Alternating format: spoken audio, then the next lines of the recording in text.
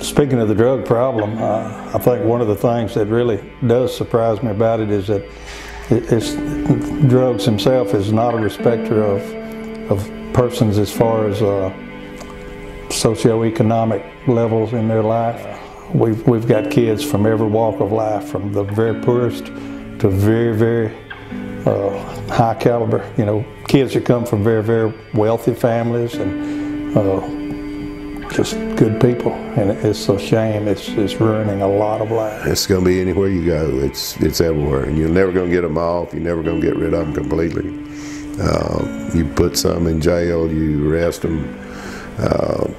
There's 3 or 4 more to take their place. It's just an ongoing deal that you just got. You can slow it down, but you'll never stop it. And every family's got somebody that's affected. Nobody's immune to it.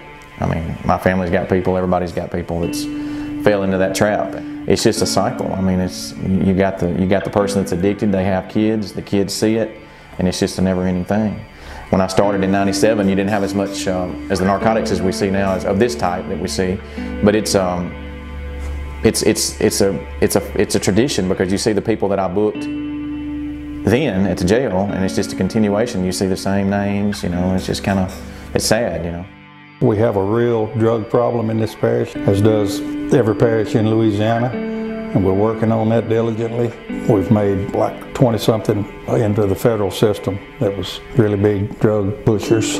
We still have a lot of work to do. It's a lot of street level activity. If you arrest one, somebody takes his place. They're going to do it.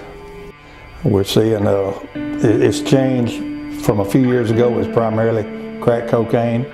We have a real problem with meth, as we've stated. We have a real problem with barbiturates, opiates, you know, the pain pills. And we have a little bit of heroin moving in. That's the real scary thing right now. Heroin's an old school drug, but it is so dangerous. You know, Sabine Parish is a poor parish. It's, you know, you got a lot of people that's below the poverty level, but I think certain people that in the poverty level, you got certain people that's going to steal or do whatever they got to do. That's the biggest thing, is thefts and drugs. They get on drugs, then they got to have some way to support the habit, so they're going to go out and steal. Most of our thefts are meth driven. They're needing another fix, so they steal something to sell it to make a little money to buy more dope. Well, you have to have compassion for those people that are really hooked on drugs. I mean, a lot of them, like we said earlier, they come from good families. They have a problem. So the best thing that they can do is get away from their peers. We've had some, I mean, they really have to take it on their own.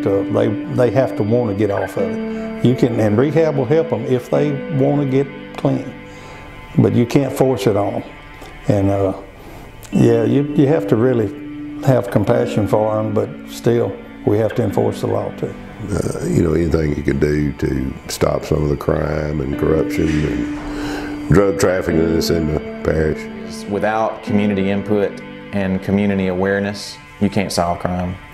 I mean, you have your people that you can talk with in the community, maybe that can give you some information that'll help you, and that's great. You know, like your informants or people you've known or maybe had a case on that you developed a friendship with over that.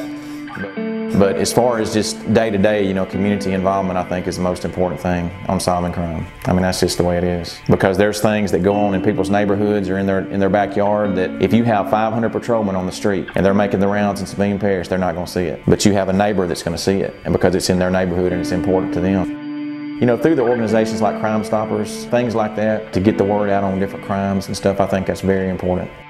In this parish, I would say there's always hope. You know, don't be discouraged, especially the kids that's got a drug problem.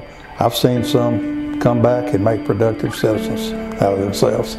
And I just, you know, people that doesn't have a job, they've been out of a job a long time. There's always hope. There's a light at the end of that tunnel.